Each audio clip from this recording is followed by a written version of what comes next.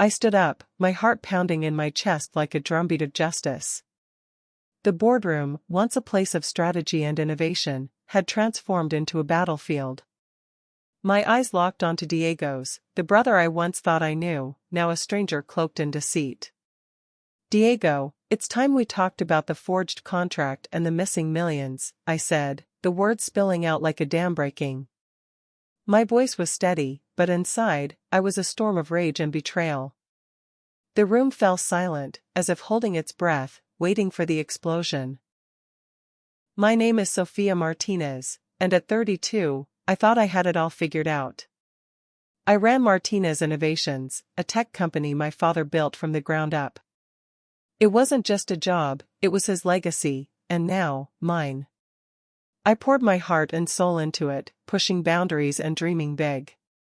But behind the gleaming glass of our office building, a storm was brewing, and it involved the one person I should have been able to trust, my brother, Diego. Diego was always the charmer, the life of the party. He worked as the head of marketing, a role he seemed perfectly suited for. He had the charisma, the connections, and the knack for closing deals. But beneath the surface, Diego harbored a secret, a dark habit that threatened to unravel everything my father had worked for, a gambling addiction. For years, I'd turned a blind eye to the late nights and the business trips that always seemed to coincide with major sporting events. I told myself he was just letting off steam, that he deserved to have some fun. But I was wrong. So very wrong. The first crack in our carefully constructed facade appeared on a Tuesday morning. I arrived at my office to find a document on my desk, a contract that would transfer controlling shares of Martinez Innovations to Diego. My name was on it, but the signature. It wasn't mine. It was a forgery, clumsy and obvious, yet audacious in its intent. My heart pounded in my chest. Could Diego really be capable of this? The thought felt like a punch to the gut. This wasn't just a business deal, it was a betrayal of the deepest kind. It was a stab at my father's memory. The forgery was so blatant, it was almost insulting. Diego hadn't even tried to make it convincing. It was as if he expected me to simply hand over the reins without a fight. Maybe he thought I was weak, easily manipulated. He'd always underestimated me. He saw me as the quiet, studious one, content to stay in my father's shadow. He was so wrong. Diego had always been the golden child, the one who effortlessly charmed everyone he met. He had a natural charisma that drew people to him, and he knew how to use it. He could talk his way out of anything, or so he thought. That charm had served him well in his role as head of marketing. He could land deals that seemed impossible, schmooze clients, and smooth over any ruffled feathers. But his charm hid a dangerous secret. His gambling had started small, harmless bets on sports games. But it quickly spiraled out of control. The small bets turned into larger ones, and the occasional loss became a constant drain on his finances. I knew he was struggling, but I didn't realize the extent of his problem. I had noticed the expensive watches and cars he suddenly acquired, writing it off as him enjoying the fruits of his labor. Now, I saw it for what it truly was, a desperate attempt to keep up appearances, to mask the gaping hole that his addiction was creating in his life. He was drowning, and he was willing to drag the company down with him. The discovery of the forged contract sent a shiver down my spine. It wasn't just about the money, or the company, although those were certainly factors. It was about the betrayal. This was my brother, someone I had grown up with, shared secrets with, and supported through thick and thin. How could he do this to me? How could he jeopardize everything our father had built? I spent the next few hours in a daze, replaying every interaction I'd had with Diego in the past few months, searching for clues, for any indication that he was planning something like this. I felt like I was watching a movie of my own life, but with a sinister twist. The jokes, the smiles, the casual conversations, were they all a facade? Had he been plotting this for a long time? I picked up the contract again, examining it closely. The signature was undeniably fake, a poor imitation of my own. But the rest of the document was meticulously crafted, filled with legal jargon that I barely understood. He must have had help. Who else was involved in this? And how far were they willing to go? A wave of anger washed over me, replacing the initial shock and disbelief. I wouldn't let him get away with this. I wouldn't let him destroy our father's legacy. I would fight back, and I would win. But first, I needed to understand the full scope of his plan. I needed to gather evidence, to build a case that would be airtight. I needed to find out who was helping him, and what their motives were. This was no longer just about a forged contract, it was about uncovering a web of deceit and betrayal that threatened to consume everything I held dear. To understand how Diego could even attempt such a thing, I had to go back to the days after my father's death. It was a difficult time, filled with grief and uncertainty. Dad had always been the rock, the steady hand guiding our family and the company. Losing him so suddenly had left a void that seemed impossible to fill. The reading of the will was a somber affair. I remember sitting in the lawyer's office, my mother and Diego beside me, the air thick with unspoken emotions. Dad had been meticulous in his planning, ensuring that both Diego and I were provided for. He left Diego a substantial amount of money, enough to secure his future. And to me, he left something far more significant, the majority shareholding in Martinez Innovations. However, there was a catch. The will stipulated that my shareholder status would remain confidential, known only to myself and the lawyers. Diego was to believe that we were equal partners, each with a smaller stake in the company. Dad's reasoning was simple, he wanted to test Diego's character. He knew Diego's weaknesses, his penchant for quick wins and easy money. He wanted to see if Diego would be content with his fair share, or if he would succumb to greed and try to take more. It was a gamble, a risky one, but Dad believed it was necessary to protect his legacy. At the time, I questioned his decision. It seemed unfair to Diego, and potentially damaging to our relationship. But I trusted my father's judgment. He knew us both better than anyone. And now, years later, I understood the wisdom of his plan. Diego had failed the test. He had revealed his true colors. And now, it was time for me to act. My father's reasoning for keeping my majority shareholder status a secret was multifaceted. It wasn't just about testing Diego. He also wanted to protect me.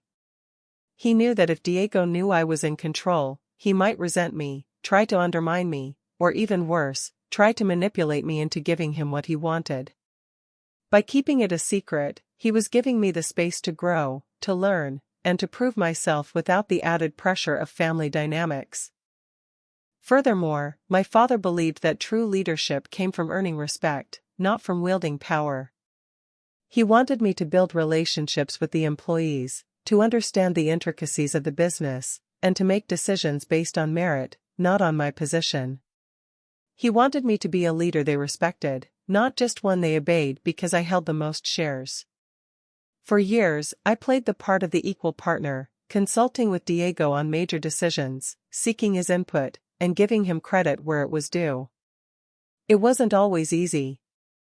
There were times when I disagreed with his ideas, when I knew he was making mistakes.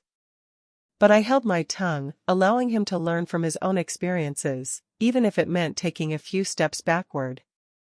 I believed that in the long run, it would make him a better leader, and strengthen our partnership. But now, all that was changing. The forged contract had shattered the illusion of equality, revealing Diego's true intentions. The game was over. It was time for me to step out of the shadows and claim my rightful place as the leader of Martinez Innovations. It was time to protect my father's legacy, and to ensure that his company continued to thrive, even in the face of betrayal. The first thing I did was contact the lawyers who had handled my father's will. They confirmed my majority shareholder status and assured me of their full support. They also warned me that Diego might try to challenge the will, or claim that my father was not of sound mind when he wrote it. I knew I had to be prepared for anything. Next, I hired a forensic document expert to examine the forged contract. I needed irrefutable proof that the signature was not mine, and that the document had been altered. The expert's report came back a few days later, confirming my suspicions.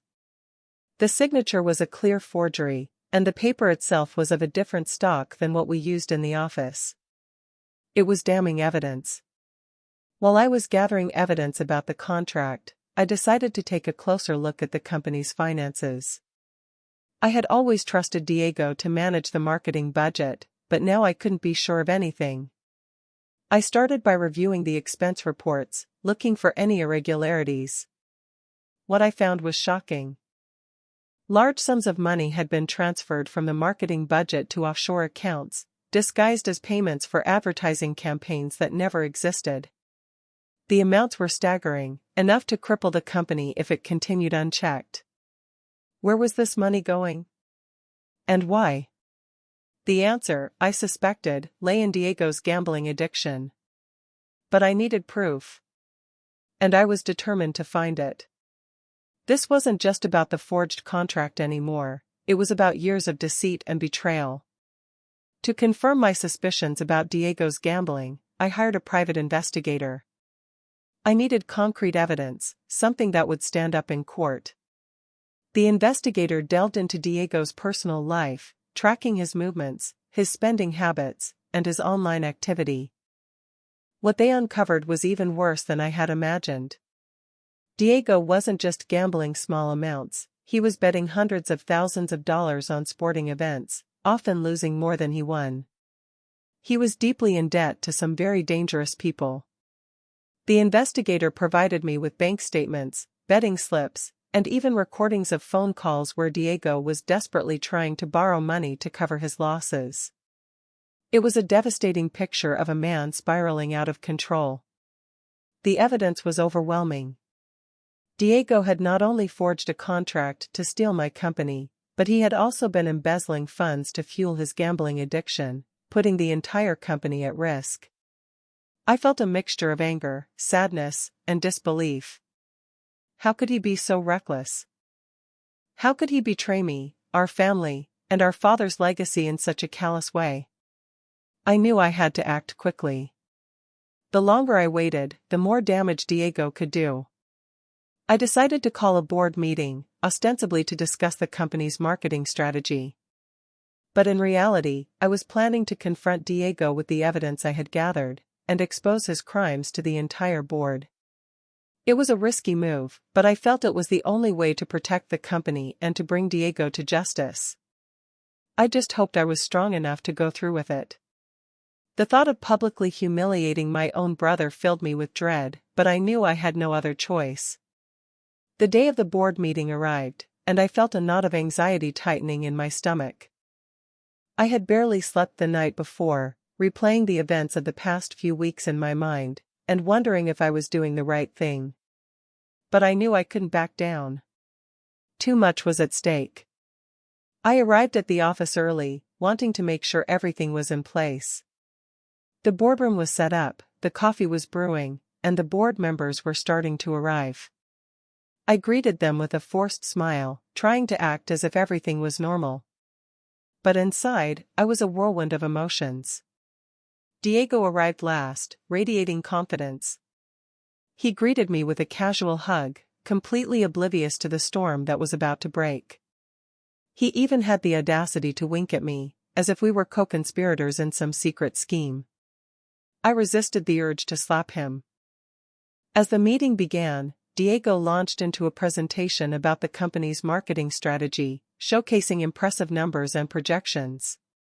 He was in his element, charming and persuasive. The board members seemed impressed, nodding their heads in agreement. I let him continue, allowing him to dig his own grave. When he finished, I took a deep breath and stood up.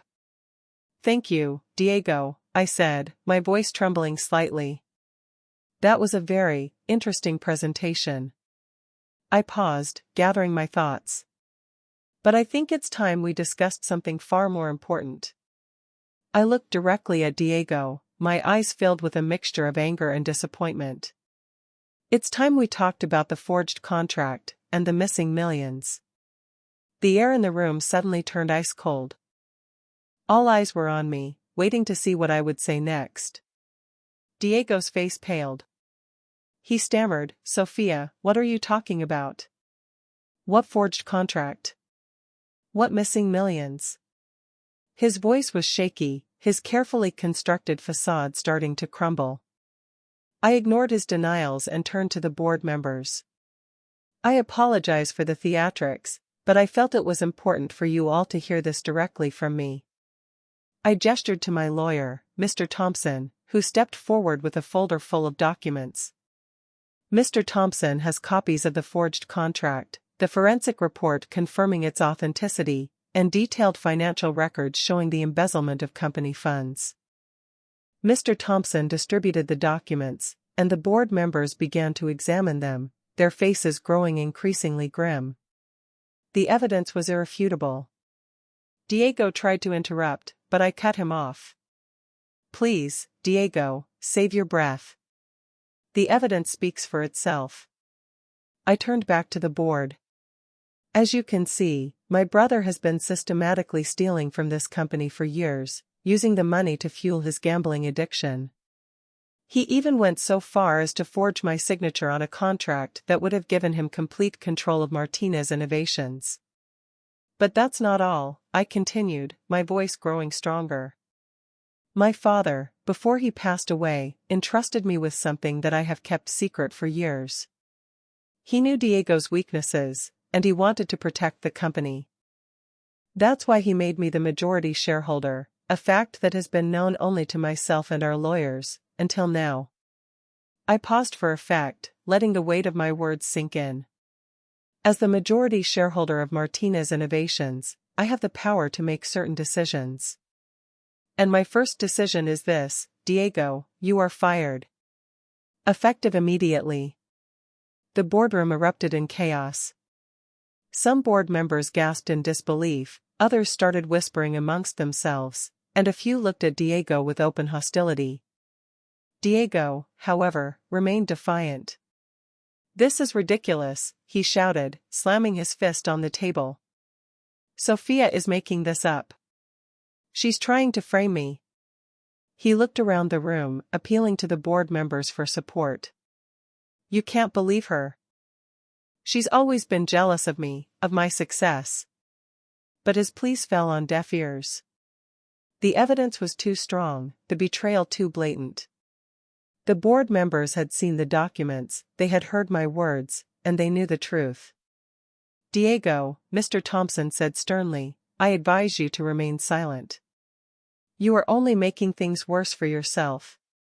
Diego ignored him and turned back to me, his eyes filled with rage. "You think you've won, Sophia? You think you've destroyed me? Well, think again. I'm not going down without a fight. I'll sue you, I'll sue the company, I'll sue everyone in this room. You haven't heard the last of me." He stormed out of the boardroom, leaving a trail of stunned silence in his wake. The board members looked at me, their faces a mixture of shock and sympathy.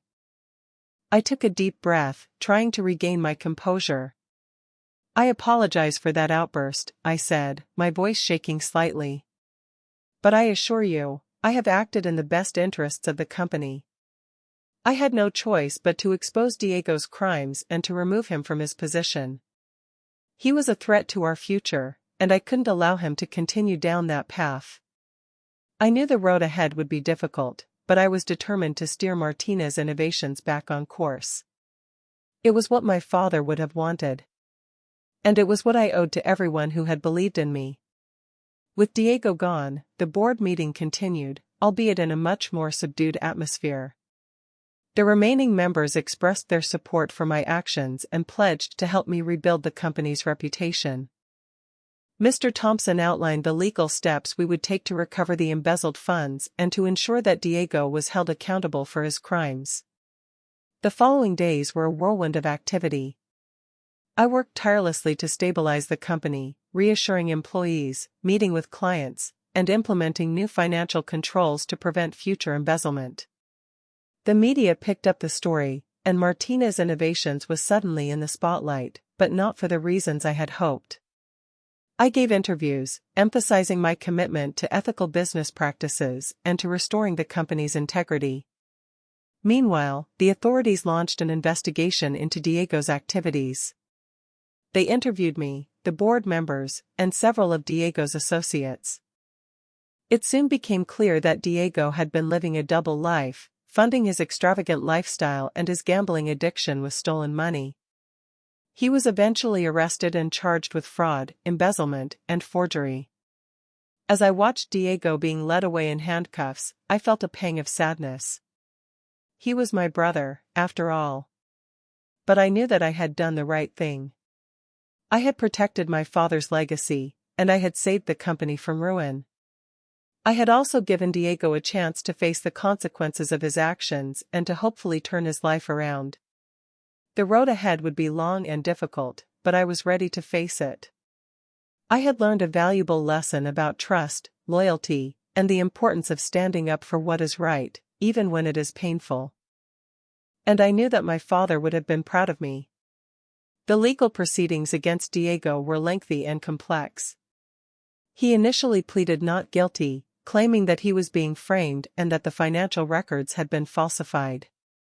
But the evidence was overwhelming, and his defense crumbled under scrutiny. The prosecution presented a compelling case, detailing the extent of Diego's embezzlement and the devastating impact it had on the company. The trial revealed the intricate web of lies and deceit that Diego had spun over the years. He had created shell corporations, opened offshore bank accounts, and falsified invoices to conceal his crimes.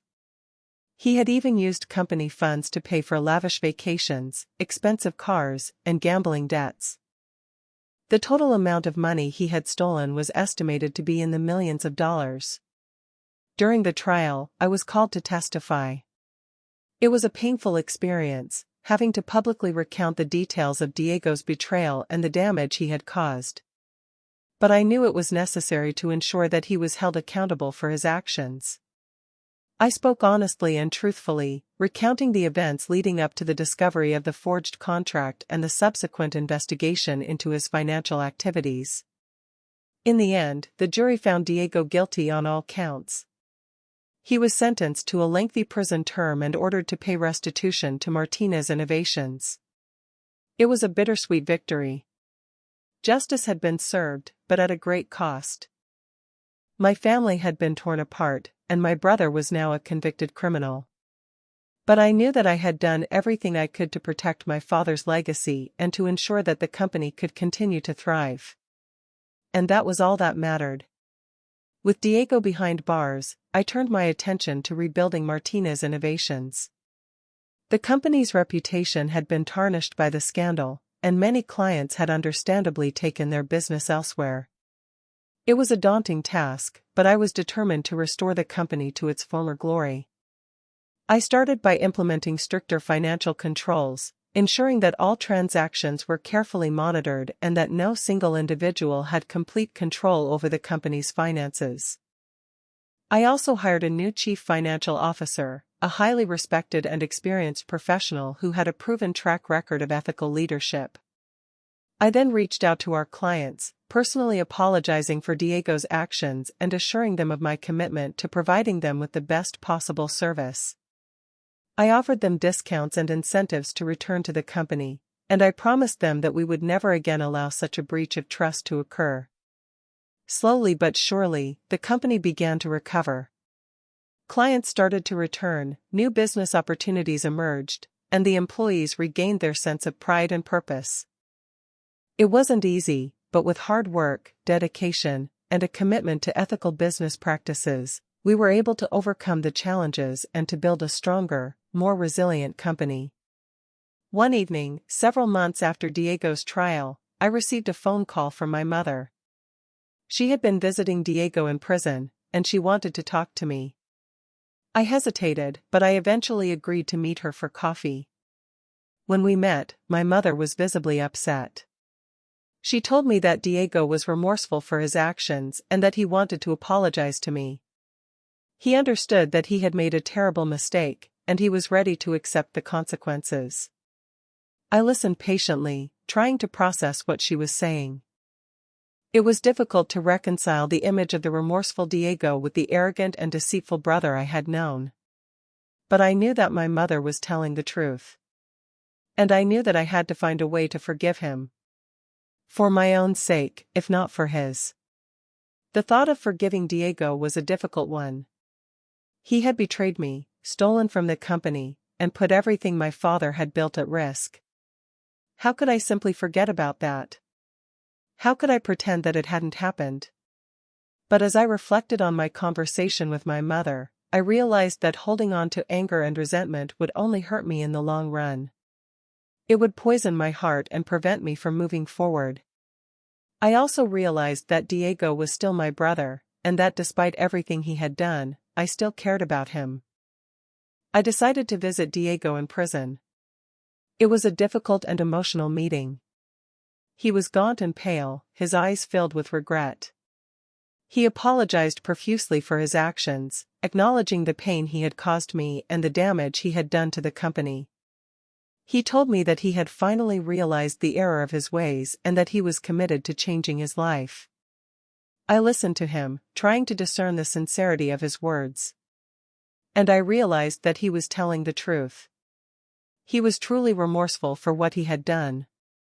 I told him that I forgave him, not because he deserved it, but because I needed to let go of the anger and resentment that had been consuming me. Forgiving Diego didn't erase the past, but it did allow me to move forward with a lighter heart. It also allowed me to begin the process of rebuilding our relationship, however slowly and tentatively. He had a long road ahead of him, but I was willing to support him in his efforts to turn his life around. Because in the end, he was still my brother. And family, despite everything, is family. Over the next few years, Martinez Innovations continued to thrive. We launched several successful new products, expanded into new markets, and built a reputation for innovation and ethical business practices. I surrounded myself with a team of talented and dedicated individuals who shared my vision for the company's future. I also made a conscious effort to create a more inclusive and supportive work environment.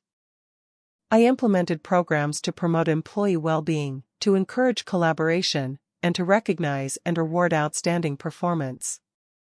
I wanted to create a place where people felt valued, respected, and empowered to reach their full potential. I never forgot the lessons I had learned from Diego's betrayal. I remained vigilant in protecting the company's assets and in ensuring that all employees adhered to the highest ethical standards.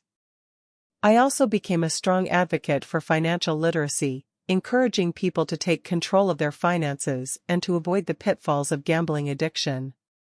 As for my relationship with Diego, it remained a work in progress. He was eventually released from prison and began the difficult process of rebuilding his life. He found a job, attended Gamblers Anonymous meetings, and made amends to those he had harmed.